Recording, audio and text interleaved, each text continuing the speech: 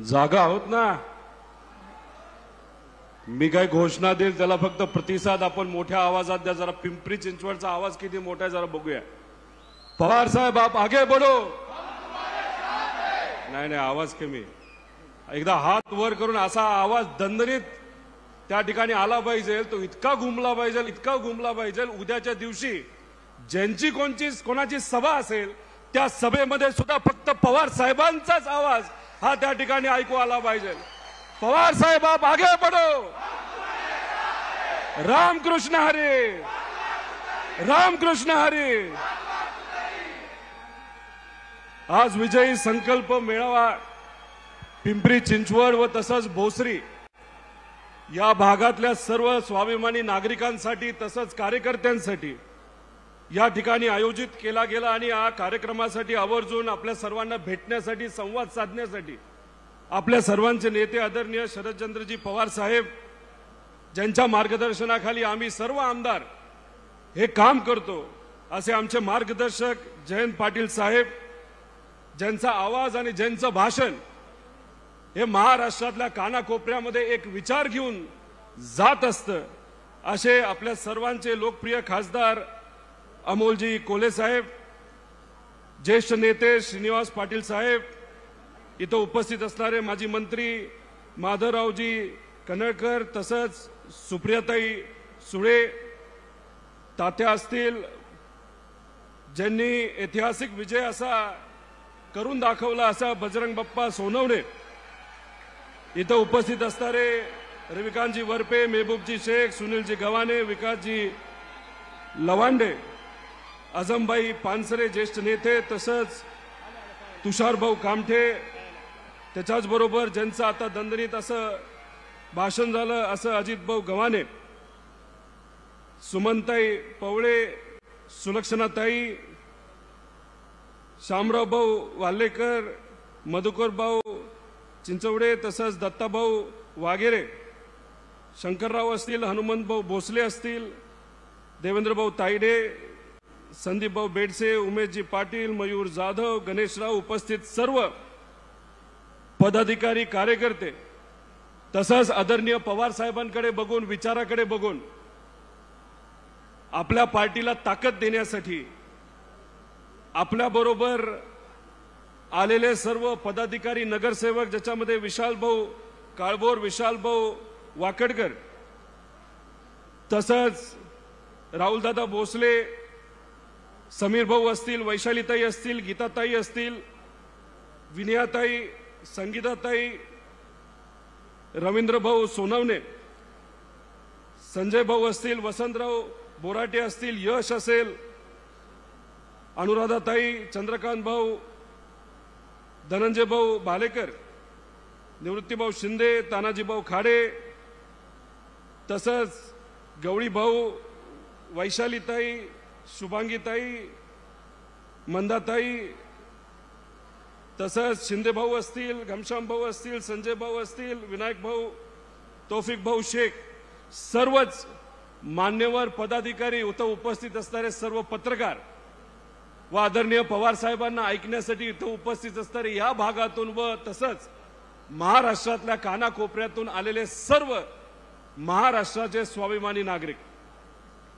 एक तर सुरुवातीला तुम्हा आपल्या सर्वांना माहिती आहे या परिसराचा या शहराचा विकास जर कोणामुळे झाला असेल तर इथं ज्या ज्या नेत्यांचा फोटो इथं लावला गेला आहे आणि कदाचित काही नेत्यांचे इथं फोटो राहून गेले असतील पण या सर्व नेत्यांनी त्याग दिला, कष्ट घेतले म्हणून या पिंपरी चिंचवड आणि या भोसरी भागाचा खऱ्या अर्थाने विकास झाला। त्यामुळे यांच्या पराक्रमासाठी, यांच्या कष्टासाठी, त्यागासाठी त्यांचा टाळ्या वाजून त्यांच्या कार्याचा सत्कार हा आपण सर्वांनी या ठिकाणी केला पाहिजे।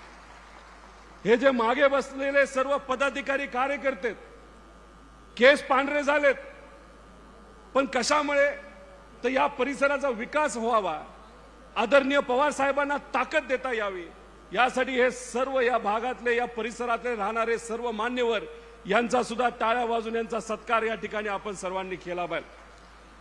तसंच या शहराचा विकास जर कोणामुळे झाला असेल तर स्थानिक लोकांमुळे झाला।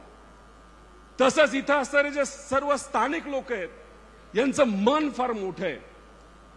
या शहरामध्ये म्हणजे पूर्वीचं गाव, या गावामध्ये महाराष्ट्राच्या कानाकोपऱ्यातून अनेक लोक आली, इथं वसली आणि स्थानिक लोकांनी त्यांना स्वीकारलं, त्यांना सांभाळून घेतलं, एक समावेशक भूमिका घेतली. म्हणून पिंपरी चिंचवड आणि भोसरी या भागामध्ये, या गावामध्ये, या शहरामध्ये आपण जर बघितलं तर खऱ्या अर्थाने अख्खा महाराष्ट्र या ठिकाणी आपल्या सर्वांना बघायला मिळतो. त्यामुळे या परिसराचा विकास जर कुणी केला असेल, हा तुम्ही केला, तुमच्या आधीच्या पिढीली केला आणि येत्या काळामध्ये तुमच्या पुढच्या पिढीली त्या ठिकाणी तो करायचा आहे. त्यामुळे काही लोक स्वतः क्रेडिट घेतात. जसा वाढप्या असतो, वाढप्या वाढत असताना म्हणतो हे मीच केलं, असं नसतं. तुम्ही जर बघितलं, जो भाजी आणतो, जो मीठ आणतो, जो भाकरी बनवतो, जो स्वयंपाक करतो, अशा सगळ्यांना खऱ्या अर्थाने याचं क्रेडिट जातं. पण काही लोकांना फक्त क्रेडिट स्वतःकडेच ठेवावं लागतं. जो मीपणा आहे ते खरं भाजपची स्टाईल आहे. भाजपमध्ये हा मीपणा चालतो, पण असं इथं हा मीपणा चालत नाही. बघा ना, या परिसराचा विकास करत असताना चव्हाण साहेब असतील, आदरणीय पवार साहेब यांनी खूप मनापासून इथं कष्ट घेतले. आयटी सेक्टर इथं आणलं. फक्त आपण ऐकतो आयटी कंपन्या पवार साहेबांनी आणल्या, पण या आयटी कंपनीमध्ये किती लोक काम आज करतात? तर 5 लाख लोक त्या ठिकाणी काम करतात आणि 2 ते 3 लाख कोटीची उलाढाल या परिसरामध्ये आदरणीय पवार साहेबांच्या विजनमुळे आणि पवार साहेबांनी घेतलेल्या निर्णयामुळे होती. आयटी मध्ये काम करणाऱ्या लोकांचाच फायदा होतो असं नाही. जेव्हा या परिसरामध्ये बिल्डिंग बांधली जाते, फ्लॅट घेतला जातो, असंघटित क्षेत्र असेल, रिक्षा चालक असेल, छोटे दुकानदार असतील, यांना सगळ्यांना त्याचा फायदा त्या ठिकाणी झालेला आहे. खरं तर या भागामध्ये MIDC मध्ये ज्या ज्या कंपन्या आल्या, फक्त पिंपरी चिंचवडची MIDC बघितली तर 12,000 कंपन्या आहेत आणि या 12,000 कंपनीमध्ये आता 20 लाख लोक प्रत्यक्ष अप्रत्यक्षपणे त्या ठिकाणी काम करतात आणि या 12,000 कंपनीतून 28,000 कोटी रुपयाचा एक्सपोर्ट हा देशाबाहेर होतो. मग हे MIDC आणली कुणी? चव्हाण साहेबांनी आणली. पण त्याच्यामध्ये कंपन्या कुणी आणल्या असतील तर आदरणीय पवार साहेबांनी त्याच्यामध्ये कंपन्या आल्या. म्हणून इथं या ठिकाणी हा विकास हा आपण सर्वजण बघत आहोत. अहो, खरं तर अजित गव्हाणे भाऊ इथं आहेत, ते स्टँडिंगचे चेअरमन होते. कदाचित 2007 का 8चा काळ असेल, 7चा. तुम्ही दिल्लीला पण गेला होता पवार साहेबांकडे. आपल्या या पिंपरी चिंचवडसाठी किती कोटी रुपये आणले होते साहेबांकडनं? 2,450 कोटी फक्त पिंपरी चिंचवडसाठी आदरणीय पवार साहेबांनी त्या काळामध्ये त्या ठिकाणी दिले होते. या परिसराचा विकास व्हावा म्हणजे हे जे मोठे मोठे रोड दिसतात, मोठे मोठे डिवायडर दिसतात, ज्याचे काही सुशोभीकरण झालेलं आहे आणि काही लोक क्रेडिट घेतात, त्याचा निधी जर कोणी दिला असेल तर तो आदरणीय पवार साहेबांनी दिलाय. पिंपरी चिंचवडसाठी 2,450 कोटी आणि आपल्या पुण्यासाठी 2,400 कोटी आणि अख्ख्या देशाचं त्या ठिकाणी बजेट होतं 30,000 कोटी. म्हणजे आपल्या या महाराष्ट्रामध्ये या फक्त 2 शहरासाठी पवार साहेबांनी या देशातला 15 ते 20% निधी हा तुमच्या सर्वांसाठी या ठिकाणी आणला. या सगळ्या गोष्टी खऱ्या अर्थाने महत्वाच्या आहेत. जेव्हा केव्हा या परिसरामध्ये अडचण आली, पवार साहेबांनी पुढाकार घेतला. एखादी स्ट्राईक झाली असेल, एखादी कंपनी बंद होत असेल, कुठल्याही मोठ्या व्यावसायिकाला अडचण आली असेल, एखाद्या युनियनला अडचण येत असेल, तर साहेबांनी त्या ठिकाणी पुढाकार घेतला आणि त्या अडचणी त्या ठिकाणी सुटलेल्या आपण सर्वांनी बघितल्या. तुम्ही आपण सर्वांनी अभ्यास केला पाहिजे. 2014 नंतर या शहरामध्ये काय असं नवीन घडलंय? फक्त एक गोष्ट घडली, तो म्हणजे भ्रष्टाचार झालाय. अहो, कसला भ्रष्टाचार ऐकून मी वेडा झालो. TDR घोटाळा 650-700 कोटीचा इथं झालेला आपण सर्वांनी ऐकलाय. महापालिकेत रस्ते व गटर सफाईच्या टेंडरमध्ये 250 कोटीचा भ्रष्टाचार झालाय.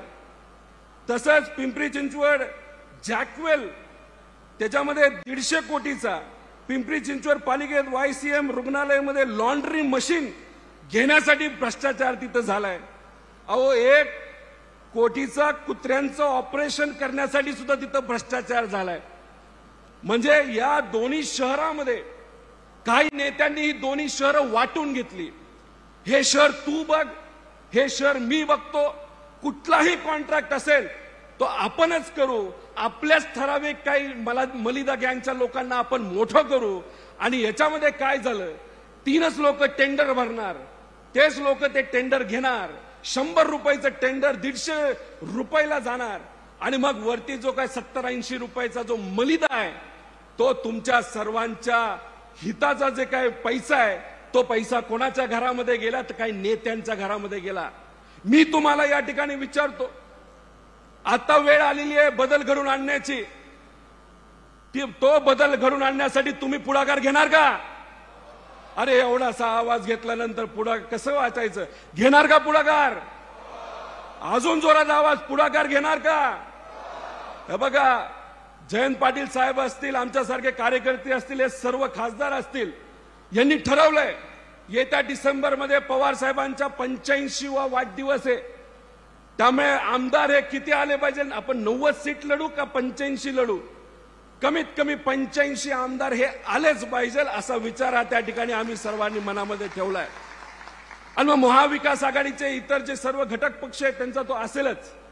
मी फक्त तुमच्या सर्वांच्या वतीने इथं साहेबांना, जयंत पाटील साहेबांना विनंती करू शकतो, कारण शेवटी निर्णय हे मोठे नेते आणि दुसऱ्या पक्षाचे नेते घेतात.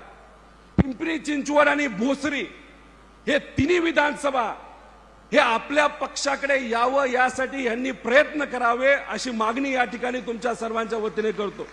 बरोबर आहे का नाही? नक्की का? मग लढणार का? मग पळणार का?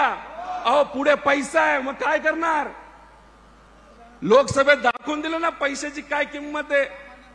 अहो 150 कोटी रुपये महायुतीच्या सर्व नेत्यांनी पक्षांनी लोकसभेमध्ये आपल्या उमेदवाराच्या पुढे खर्च केला. डॉक्टर अमोल कोल्हेंच्या विरोधात खर्च केला, सुप्रियाताईंच्या विरोधात खर्च केला, बाप्पाजींच्या विरोधात त्या ठिकाणी खर्च केला. तरी लोकांनी काय दाखवून दिलं? लोकशाहीची ताकद ही पैशापेक्षा कितीतरी मोठी असते आणि तेच विधानसभेला त्या ठिकाणी आपल्या सर्वांना दाखवून द्यायचंय. मग ठरलं समजायचं का? पण संकल्प फक्त विधानसभेचा नाही, महापालिका विधानसभेनंतर येणार आहे. तिथं सुद्धा कमीत कमी आपल्या विचाराचे 85 नगरसेवक हे आलेच पाहिजे. यासाठी सुद्धा त्या ठिकाणी आपल्या सर्वांना प्रयत्न करायचे. त्यामुळे अजित भाऊ असतील हे लढणार आहेत, ज्येष्ठ नेते तुषार असतील, त्यांनी संघटनेमध्ये चांगल्या पद्धतीने त्या ठिकाणी पुढाकार घेतलाय. विशाल काळभोर असतील, विशाल वाकडकर असतील, तायडे साहेब असतील, मयूर असे सगळ्यांनी त्या ठिकाणी निश्चय केलाय. आणि नक्कीच येत्या इलेक्शनमध्ये खूप मोठ्या प्रमाणात बदल झालेला त्या ठिकाणी आपल्या सर्वांना बघायला मिळेल. मी जास्त बोलत नाही, 2 मिनिटांमध्ये माझं भाषण संपवायचंय, कारण पुढे जयंत पाटील साहेब आणि पवार साहेब त्या ठिकाणी बोलणार आहे. फक्त राज्य लेवलला काय चाललंय हे तुम्हाला थोडक्यात मी सांगतो. मी असेल, जयंत पाटील साहेब असतील, आमच्यासारखे जे आमदार असतील, त्यांनी या सरकारचा कमीत कमी 50,000 कोटी रुपयाचा भ्रष्टाचार हा बाहेर काढलेला आहे. MSIDC याच्यामुळे 12 ते 14,000 कोटीचा भ्रष्टाचार झालाय. सार्वजनिक आरोग्य जे आपल्या सर्वांसाठी गरिबासाठी महत्वाचं असतं, अँब्युलन्स मध्ये 6,000 कोटीचा भ्रष्टाचार तिथं खेकड्याली केलेला, खेकड्याली त्याला सुद्धा त्या ठिकाणी आपल्या सर्वांना उत्तर हे द्यायचंय. आदिवासी विभागामध्ये भ्रष्टाचार, समाज कल्याणामध्ये विभाग 50,000 कोटी रुपयाचा भ्रष्टाचार या सरकारने त्या ठिकाणी केला आहे. आणि मग काय करतात? ही योजना आम्ही बहिणींसाठी आणली, ही योजना भावांसाठी आणली. आमच्या नेत्यांच्या साक्षीने या ठिकाणी सांगतो, ज्या ज्या या योजना या सरकारने आणल्या त्यांनी फक्त तिथं गाजर दाखवण्याचा प्रयत्न केलाय. कुठेतरी लोकांना भुलवलं पाहिजे, या भ्रष्टाचाराकडे लक्ष गेलं नाही पाहिजे. पण ह्या ज्या कुठल्या योजना या सरकारने फक्त इलेक्शन पुरता आणल्यात, आपल्या विचाराचं महाविकास आघाडीचं सरकार या राज्यामध्ये आल्यानंतर त्याच्यात भरीव वाढ करून सर्वसामान्याला खऱ्या अर्थाने तिथं न्याय देण्याचा प्रयत्न हा आपण 100% आपल्या काळामध्ये त्या ठिकाणी करणार आहे. कुठलीही योजना त्या ठिकाणी बंद न करता उलट त्याला अजून ताकद देऊन अजून खऱ्या अर्थाने आपल्याला काय काय गोष्टी करता येईल हे त्या ठिकाणी आपल्या सर्वांना बघायचंय. 1500 रुपये मिळाले पाहिजे ते वाढलेही पाहिजे असं माझं मत आहे. पण माझी आई असेल, माझी बहीण असेल, माझी पत्नी असेल, पण त्या सगळ्यांची अपेक्षा आहे की माझ्या भावाला, माझ्या बहिणीला, माझ्या मुलीला हाताला काम सुद्धा मिळालं पाहिजे, नवीन कंपन्या आल्या सुद्धा पाहिजे. अहो 20-25 हजाराचा पगार जर हातामध्ये आला ना, 1500 रुपये काहीच वाटत नाही तो. पण हे सरकार त्या बाबतीत कमी पडलं. आपल्या महाराष्ट्राला मागे आणून गुजरातला पुढे आणण्याचा प्रयत्न या सरकारने त्या ठिकाणी केला. फक्त स्वतःच्या नेत्यांना त्या ठिकाणी खुश ते करण्यामध्ये महाराष्ट्राला विसरून गेले, हे आपल्या त्या ठिकाणी म्हणावं लागेल. त्यामुळे मग हा संकल्प आहे, आमदार आपल्या विचाराचे जास्तीत जास्त निवडून आणून खऱ्या अर्थाने सामान्य लोकांचं सरकार या राज्यामध्ये आपल्या आणायचं. या तिन्ही शहरामध्ये आपल्या विचाराचा आमदार हा आलाच पाहिजे, यासाठी सुद्धा आपल्या सर्वांना प्रयत्न करायचे. आणि इथं असणाऱ्या पोलीस प्रशासनाला मला सांगायचे, मगाशी आमच्या काही कार्यकर्त्यांना वर स्टेजवर यायचं होतं, काही पदाधिकाऱ्यांना यायचं होतं. हा आदरणीय पवार साहेबांचा कार्यक्रम आहे. या कार्यक्रमामध्ये आमच्या पदाधिकाऱ्यांना तुम्ही आणून ठेवलं. अहो हा काय सत्ताधाऱ्यांचा कार्यक्रम नाही. फक्त 4 महिने राहिले. तुम्ही आमच्या कार्यकर्त्यांना पदाधिकारी उगाच जर तुम्ही त्रास देणार असाल तर 4 महिन्यानंतर अशा अधिकाऱ्यांना आम्ही सोडणार नाही, हे सगळ्या कार्यकर्त्यांना त्या ठिकाणी आम्ही सांगतो. त्यामुळे उगाच आमचा आवाज दाबू नका. आमचा आवाज फक्त एका माणसाचा आवाज नाही, आमचा आवाज म्हणजे सामान्य जनता आहे. आणि या जनतेची ताकद पैसा आणि दडपशाहीपेक्षा कितीतरी जास्त आहे. आणि यांचा नेता जर कोण असेल तर आदरणीय पवार साहेब आहे. आणि आम्ही पवार साहेबांच्या मार्गदर्शनाखाली त्या ठिकाणी लढत आहोत, एवढंच या ठिकाणी सांगतो.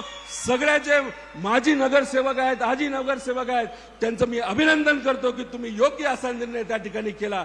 आणि पवार साहेबांच्या मार्गदर्शनाखाली, जयंत पाटील साहेबांच्या मार्गदर्शनाखाली, अमोल कोल्हेंच्या मार्गदर्शनाखाली या भागामध्ये खऱ्या अर्थाने आपण विकास करणार. आणि आमदारकीमध्ये सुद्धा त्या ठिकाणी आपण सत्ता आणणार. आणि आपल्या महानगरपालिकेमध्ये सुद्धा सत्ता आणल्याशिवाय आम्ही राहणार नाही, एवढंच या ठिकाणी सांगतो. एक चांगली सभा या सर्व कार्यकर्ते, तुषार असतील, सर्वच कार्यकर्त्यांनी घेतली, त्यासाठी मी मनापासून आपल्या सर्वांचे आभार व्यक्त करतो. पण जोपर्यंत कार्यक्रम पूर्ण होत नाही, जोपर्यंत साहेबांचं भाषण संपत नाही, तोपर्यंत इथला एक सुद्धा व्यक्ती उठणार नाही. ही खबरदारी त्या ठिकाणी आपण सर्वांनी घ्यावी, एवढंच या ठिकाणी आपल्या सर्वांना सांगतो आणि थांबतो. जय हिंद, जय महाराष्ट्र, रामकृष्ण हरी.